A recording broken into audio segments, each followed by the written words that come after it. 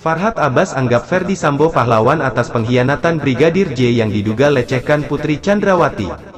Namun sebelum kita lanjut, mohon luangkan jari Anda untuk menekan tombol like, komen, dan subscribe, agar kami makin bersemangat berikan kalian berita menarik setiap harinya.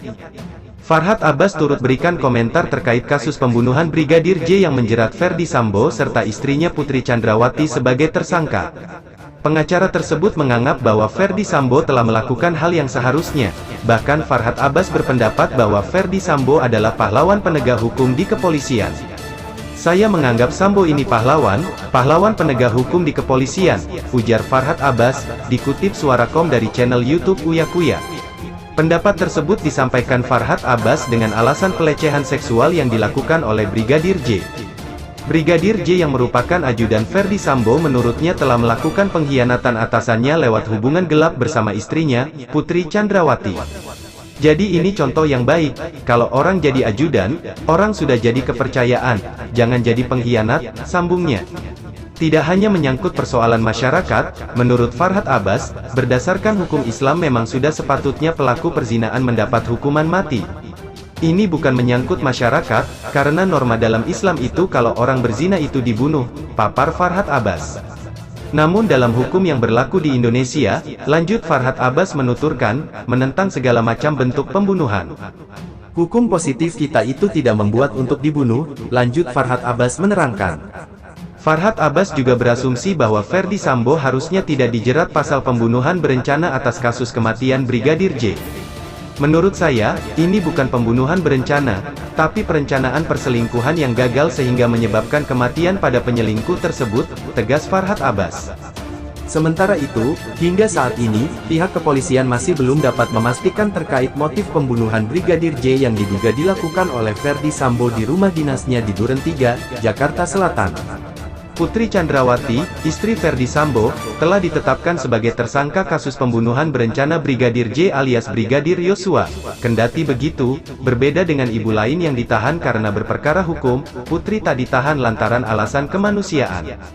Di tengah heboh Putri Chandrawati yang tak ditahan, muncul lagi dugaan pelecehan seksual terhadap istri Jenderal Bintang 2 itu dan banyak ditanggapi sejumlah kalangan. Lembaga Perlindungan Saksi dan Korban, LPSK, pun angkat suara soal pelecehan seksual yang diduga menimpa Putri Chandrawati saat berada di Magelang, Jawa Tengah. Wakil Ketua LPSK Edwin Partogi kemudian mengatakan, bahwa terdapat sejumlah kejanggalan dalam peristiwa dugaan pelecehan seksual oleh Brigadir J. Ada 7 kejanggalan atas dugaan peristiwa asusila atau pelecehan seksual di Magelang, tapi saya hanya bisa sebutkan 6, ujar Edwin Partogi dikutip Hops ID Jaringan Suara.com, Senin, tanggal 5 September tahun 2022. Apa saja 6 kejanggalan yang dirangkum LPSK dalam kasus dugaan pelecehan seksual terhadap Putri Chandrawati? 1. Brigadir J dan PC dalam satu rumah. Diketahui bahwa keberadaan Brigadir J dan PS terlihat di CCTV rumah dinas Ferdy Sambo di Duren 3. Yosua sejak tanggal 7 sampai tanggal 8 sejak dari Magelang sampai Jakarta masih satu rumah dengan PC, ungkap Edwin Partogi. Korban yang punya lebih kuasa masih bisa tinggal satu rumah dengan terduga pelaku.